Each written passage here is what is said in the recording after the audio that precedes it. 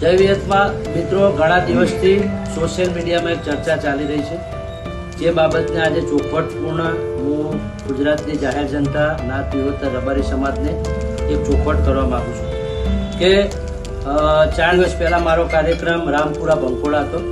Rampura programme દરમિયાન જે પણ ગીતની ચર્ચા ચાલી રહી છે, જે પણ ટુકડા પડી રહ્યા છે, એ ગીત મેં કોઈ ઈરાદાપૂર્વક ગાયું નથી, જેમાં હું કંઈ જાણતો નથી અને ભૂતકાળમાં શું બનાવ બનેલા છે એ વિશે પણ મને કંઈ જાણકારી નથી. જે મુજબ રાબેતા મુજબ હું ગામે ગામ પ્રોગ્રામ કરવા જઉં છું એવી રીતે ત્યાં ગયો હતો અને આ રીતે મારા જોડે ફરમાઈશની ચિઠ્ઠી આવી હતી.